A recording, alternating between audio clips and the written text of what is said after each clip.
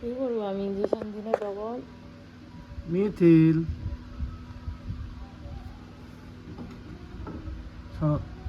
ওঠো, ঘুম থেকে উঠেছ?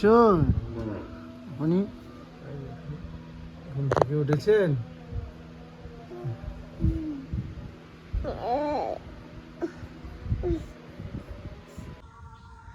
আজকে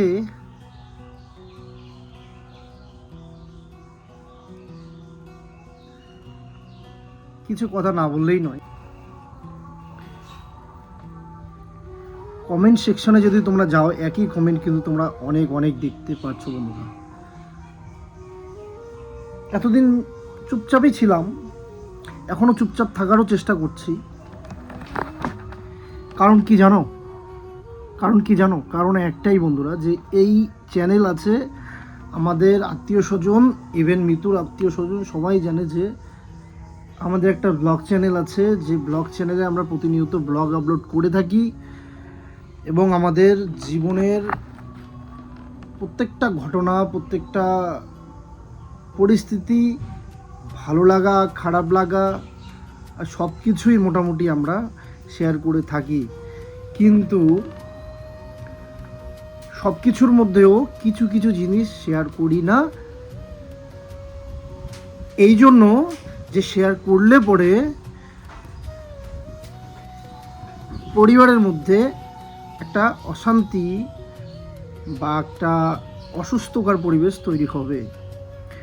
সত্যি কথা বলতে আমরা খুব আবেগী, কিন্তু তারপরে অনেক কন্ট্রোল, বা আমরা স্পেশালি আমি নিজেকে ধৈর্য ধরার যে ক্ষমতা একটু, কিন্তু তারপরেও অনেক অনেক কথা আমাদের এখানে অনেক কমেন্ট আসে।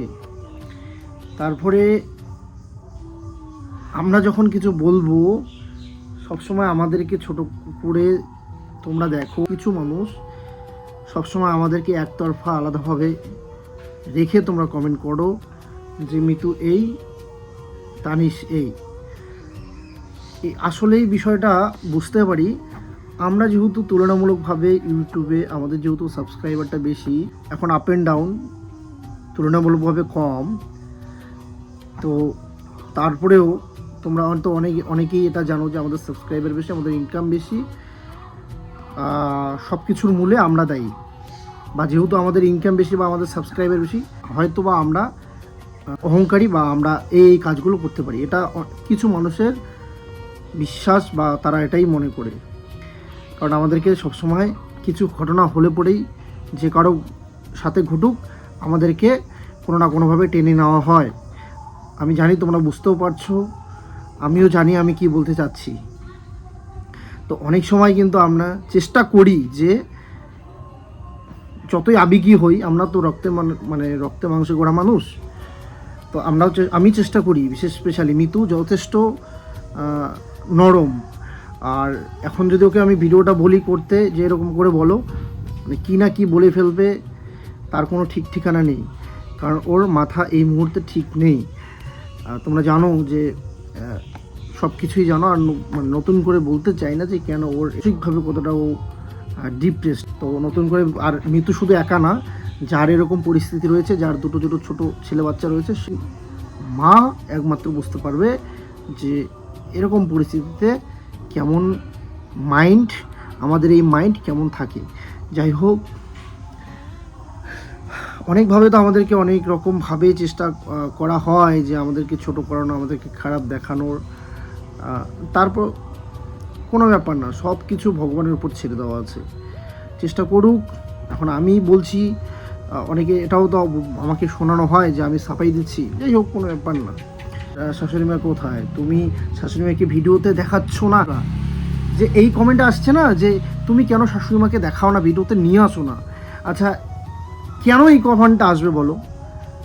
মানে কেউ যদি ভিডিওতে আসতে চায়, তাকে তো ভিডিওতে আনা হবে, ব্যাপার না, সব কিছু ভগবানের উপর ছেড়ে দেওয়া আছে। আমি শুধু কাউকে নিয়ে বলছি না। এখন আমি যদি ভিডিওতে না আসি, আসতে না চাই, মিতুকে আমাকে জোর করে আনতে পারবে? তাহলে আমি আসছি না ভিডিওতে, আমি আসতে চাচ্ছি না, এর জন্য মিতুকে মিতুকে দোষারোপ দেওয়াটা কি ঠিক? বলো, তোমরা বলো, ঠিক? সংসারের মধ্যে যাই হোক না কেন, একটা সংসারে থাকতে গেলে ঝগড়া সব কিছুই হবে, কিন্তু তাই বলে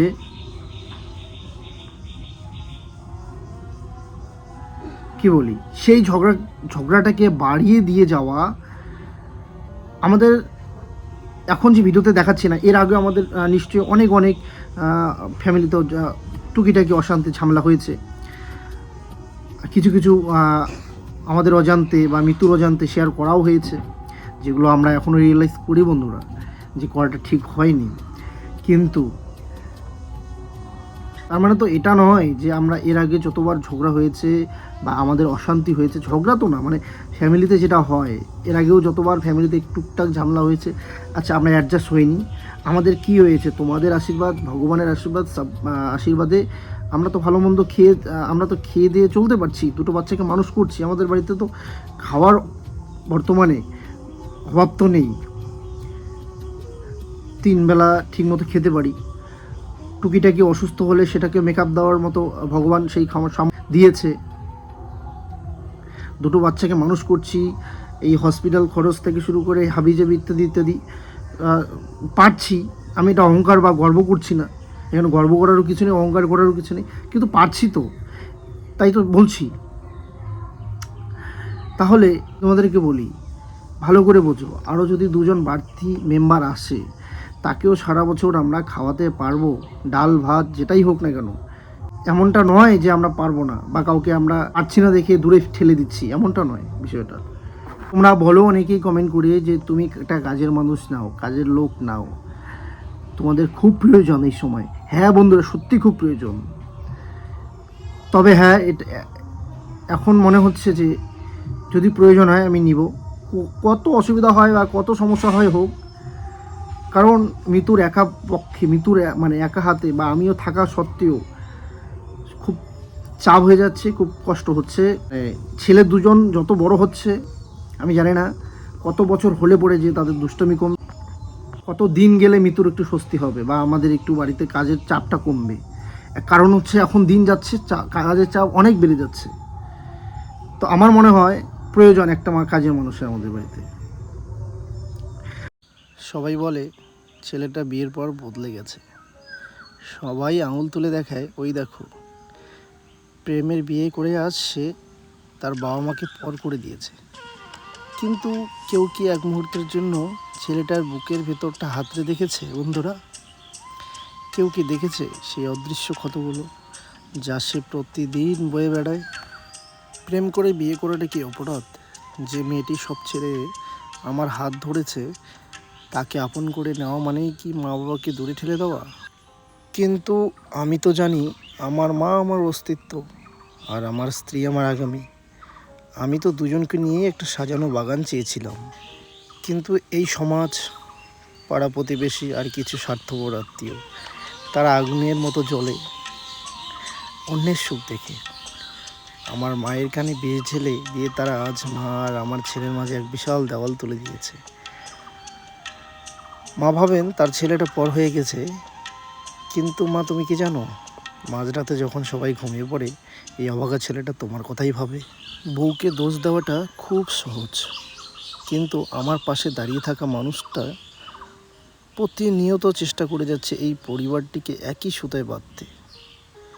অথচ ষড়যন্ত্রের জাল এতটাই শক্ত যে আমাদের প্রতিটি ভালো কাজকেও আজ নাটক বলে চালিয়ে দেওয়া হয়। বিয়ে করলেই একটা ছেলে বদলে যায় না বন্ধুরা, তাকে বদলে দিতে বাধ্য করা হয়।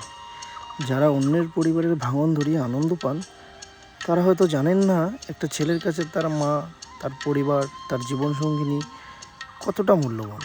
হ্যাঁ, আমি হতে পারি অভাগা, কিন্তু আমার দৃঢ় বিশ্বাস সত্য একদিন সামনে আসবেই, একদিন সব ঠিক হবে। বিয়ের পর একটি ছেলের জীবন যেন এক অদ্ভুত দোলাচলের নাম। একদিকে জন্মদাত্রী বাবা মা, যাদের ত্যাগের বিনিময়ে সে আজ মানুষ, অন্যদিকে জীবনসঙ্গিনী, যে নিজের চেনা জগৎ ছেড়ে তার হাত ধরেছে। এই 2 নৌকায় পা দিয়ে চলতে গিয়ে ছেলেটির মনের উপর যা ঝড় বয়ে যায়, তা বাইরের মানুষ তো দূর, অনেক সময় ঘরের মানুষও বুঝতে চায় না। সবাই বলে সংসার সুখে হয় রমণীর গুণে, কিন্তু কেউ বলে না সেই সুখের ভারসাম্য রক্ষা করতে গিয়ে একটা ছেলের মেরুদণ্ড কতটা ক্ষয়ে যায়। বিয়ের আগে যে ছেলেটা ছিল বিন্দাস, বিয়ের পর তার প্রতিটি শব্দ মেপে বলতে হয়। একদিকে বাবা মার প্রত্যাশা, অন্যদিকে স্ত্রীর অধিকার, মাঝখানে পড়ে পিষ্ট হতে থাকে ছেলেটির নিজস্ব সত্তা। কেউ কি একবারও জানতে চায় তুমি কেমন আছো? সবাই শুধু চায় দায়িত্ব পালন করো, টাকা দাও, সময় দাও, অভিযোগ শোনো, সমাধান করো। কিন্তু সেই ছেলেটিরও একটু কাঁদতে ইচ্ছে করে, একটু নির্ভর হয়ে কারো কাঁধে মাথা রাখতে ইচ্ছে করে। সেটা বোঝার মতো সময় তো কারো নেই।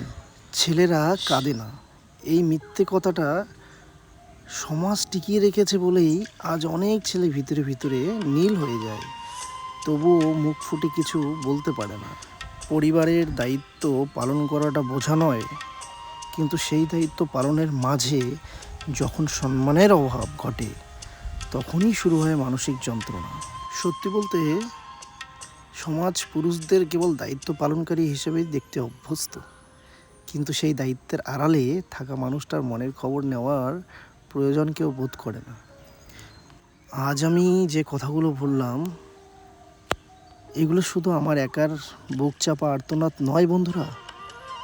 আমার মতো হাজারো পুরুষ প্রতিদিন এই একই অগ্নি পরীক্ষা দিয়ে চলেছেন, যারা দিন শেষে ঘরে ফেরে একটা ক্লান্তি নিয়ে, কিন্তু দরজার ওপারে পা রাখার আগেই মুখে এক চিলতে মিথ্যে হাসি ফুটিয়ে নিতে হয়, যাতে তার অশান্তিটুকুই পরিবারের কাউকে স্পর্শ করতে না পারে। আমরা পুরুষরা হয়তো কাঁদতে জানি না, কিংবা সমাজ আমাদের কাঁদতে শেখায়নি, তাই আমরা ভেতর ভেতর পুরো ছাই হয়ে যাই। তবুও মুখ ফুটে বলতে পারি না, মা আমি তোমার সেই আগের মতোই আছি, কিংবা এটাও বলতে পারি না যে প্রিয় আমি তোমাকেও হারাতে চাই না। যাদের ঘরে এমন একজন ছেলে বা স্বামী বা বাবা আছে, তাদের কাছে অনুরোধ, মানুষটাকে শুধু দায়িত্ব পালনের যন্ত্র ভাববেন না। সেও একটু ভালোবাসা চায়, একটু বুঝতে চাওয়ার আশ্বাস চায়। তাকে দোষী বানানোর আগে একবার ভাবুন, সে দুই কুল রক্ষা করতে গিয়ে কতটা একা হয়ে গেছে। এখন কিছু কথা বলবো, যেই কথাগুলো আমার এই চ্যানেলে থাকা কিছু ভাই দাদা তাদের উদ্দেশ্য করে। একটা কথাই বলবো, বিপর্যয় অবস্থায় একজন মানুষের সবচেয়ে বড় শক্তি হলো তার ধৈর্য। আপনি যে লড়াইটা লড়ছেন সেটা কোনো সাধারণ লড়াই নয়, এটা পরিবারকে টিকিয়ে রাখার লড়াই। একজন ভেঙে পড়া পুরুষকে ঘুরে দাঁড়ানোর সাহস দিতে তার ধৈর্যই যথেষ্ট। আপনি যে স্থির হয়ে সব কিছু সহ্য করছেন, এটাই প্রমাণ করে দেয় আপনি কতটা শক্তিশালী। পুরুষরা তো পালিয়ে যায়, কিন্তু একজন প্রকৃত পুরুষ পরিস্থিতির মোকাবিলা করতে পারে। আপনার পরিস্থিতি সত্যি কঠিন, কিন্তু মনে রাখবেন আপনি একা নন। আপনার মতো হাজারো মানুষ এই পথ দিয়ে হাঁটছে। আপনি যদি আজ ভেঙে পড়েন, তবে আপনার সাজানো স্বপ্নগুলো ভেঙে যাবে।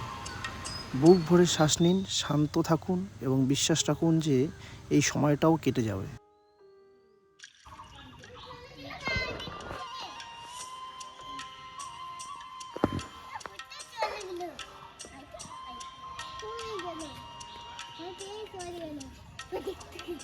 আমি